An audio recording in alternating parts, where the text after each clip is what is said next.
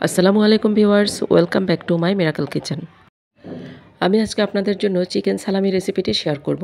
আর miracle kitchen মানেই হচ্ছে সহজ রেসিপি, তাই আমি খুব সহজভাবেই চিকেন সালামি রেসিপিটি আপনাদের দেখাতে চেষ্টা করব।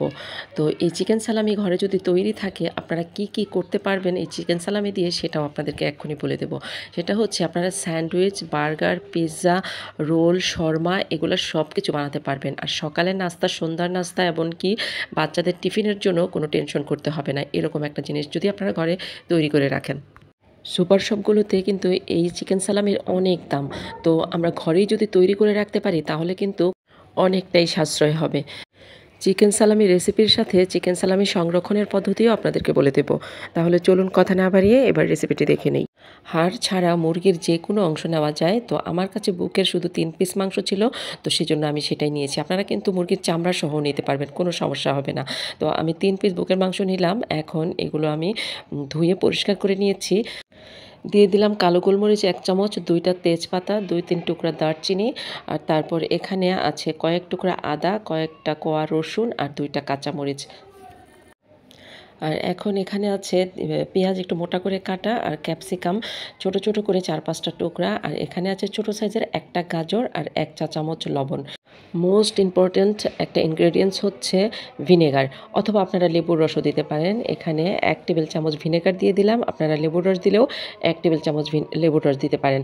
এটা হচ্ছে সংরক্ষণের জন্য, না হলে কিন্তু এই চিকেন সালামিটা খুব দ্রুতই নষ্ট হয়ে যায়। আর তারপর এখানে আমি দিয়ে দিলাম 1 লিটার পানি। ঢাকনা দিয়ে ঢেকে রেখেছিলাম খুব দ্রুতই যাতে বলক এসে যায় সেই জন্য। তো ঢাকনাটা তুলে নিলাম, এরই মধ্যে কিন্তু এটা বলক প্রায় এসেই গেছে। তো এখন এটা হাই হিটে সিদ্ধ করব প্রায় 15 মিনিট। আর অনেকটাই যেন পানি থাকে চিকেনের সাথে, সেটা খেয়াল রাখতে হবে, পানিটা যেন শুকিয়ে না যায়। এই চিকেনের সেদ্ধ করা যে পানিটা, এই পানিটা দিয়ে কিন্তু অনেক কিছু তৈরি করা যায়, চিকেন স্টু, চিকেন স্যুপ, তারপর ওই যে আরেকটা কী যেন বাচ্চারা খায়, নুডলস, নুডলস দিয়ে তৈরি করে যে রামেন, এই রামেনও এই চিকেনের যে সিদ্ধ করা পানিটা দিয়ে তৈরি করলে অনেক মজা হয়। তো যাই হোক, এটা আমার সম্পূর্ণ সিদ্ধ হয়ে গেছে। আমি এখন চুলাটা বন্ধ করে দিয়েছি, অপেক্ষা করছি ঠান্ডা হওয়ার জন্য। এর মধ্য থেকে আমি চিকেনের পিসগুলোকে তুলে নিলাম। এটা একটু ভালো মতো ঠান্ডা হতে হবে। আর এর সাথে যেই সবজিগুলো ছিল সেইগুলো আমি ছেঁকে পানিটা আর সবজিগুলো আলাদা করে নিলাম। সবজিগুলো থেকে গোলমরিচ, দারচিনি আর তেজপাতাগুলো ফেলে দিয়েছি। আর এদিকে চিকেনের পিসগুলো ঠান্ডা হয়ে যাওয়ার পর আমি হাড়গুলো থেকে মাংসগুলোকে আলাদা করে নিয়েছি। এখন ব্লেন্ডারের একটা জারে আমি সবজিগুলো সব নিয়ে নিলাম। চিকেনের মাংসগুলোকে আমি হাড় থেকে ঝুরঝুরা করে নিয়েছিলাম, সেগুলো সব দিয়ে দিলাম। আর তারপর যে চিকেনের সিদ্ধ করা পানিটা ছিল, সেই পানিটার মধ্যে আমি একটুখানি রেড কালার দিয়ে দিলাম। আপনারা ইচ্ছে করলে কিন্তু এখানে জর্দার কালারও দিতে পারেন। চিকেন সালামিটা সাধারণত একটু পিঙ্কিশ পিঙ্কিশ দেখা যায়, তো সেই জন্য রেড কালার কম করে দিলেই পিঙ্কিশ কালার এসে যাবে। আর হাতের কাছে যদি রেড কালার না থাকে তাহলে জর্দার কালারটা একটু দিয়ে দিলেই হবে। এখন এই পানিটার মধ্যে 3.5 টেবিল চামচ জেলাটিন দিয়ে দিব। এই জেলাটিন কিন্তু সুপার শপে কিনতে পাওয়া যায়, এবং এটা হালাল জেলাটিন বলে কিনলেই হবে। আর এই জেলাটিন মেশানোর সময় পানিটা কিন্তু একদম ঠান্ডা করে নিতে হবে। গরম পানিতে কিন্তু ভুলেও জেলাটিন মেশাতে যাবেন না, তাহলে কিন্তু আপনার জেলাটিনটা ভিতরে একদম দলা পেকে যাবে।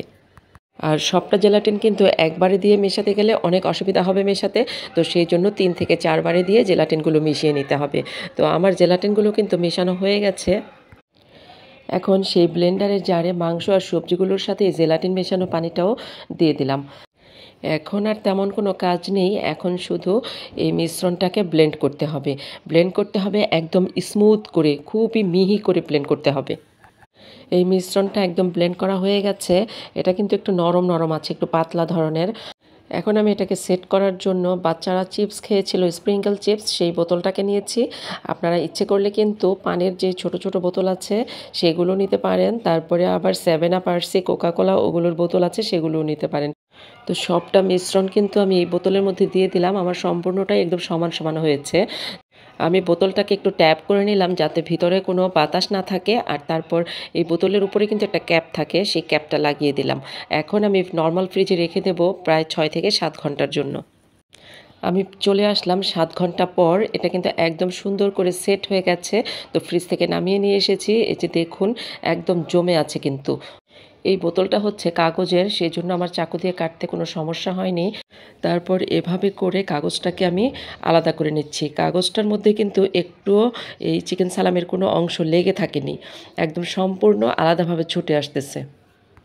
চিকেন সালামিটা একদম রেডি। দেখুন কত সুন্দরভাবে স্মুথলি কাটা হচ্ছে, একদম মনে হচ্ছে যেন তুলার চেয়েও নরম, এতটাই নরম। তো খুবই ভালো লাগছে। কিন্তু এই স্লাইস করে কেটে কেটে স্যান্ডউইচ, বার্গার, পিৎজার মধ্যে দিতে হবে। এখন বলি সংরক্ষণের ব্যাপারে। এভাবে কেটে কেটে বক্সে করে রেখে আপনারা নর্মাল ফ্রিজে রাখতে পারবেন 10-12 দিন। যেহেতু এর মধ্যে ভিনেগার দেওয়া হয়েছে, অত সহজে কিন্তু নষ্ট হবে না। আর যদি ডিপ ফ্রিজে রাখেন তাহলে আরও বেশি কিছুদিন রাখতে পারবেন। তবে আমার মতে অনেক দিন বেশি সংরক্ষণ করতে যাবেন না। এটা যত দ্রুত সম্ভব খেয়ে ফেলবেন। যত দ্রুত বলতে 1-2 দিন না, কিন্তু আপনারা 1-2 মাস তো রাখতে পারবেনই। রেসিপিটি ভালো লাগলে লাইক, কমেন্ট, শেয়ার করবেন।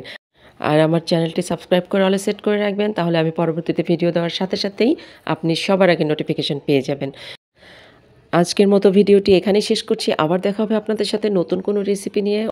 ততদিন আপনারা ভালো থাকবেন, সুস্থ থাকবেন, মিরাকেল কিচেনের সাথেই থাকবেন। আল্লাহ হাফেজ।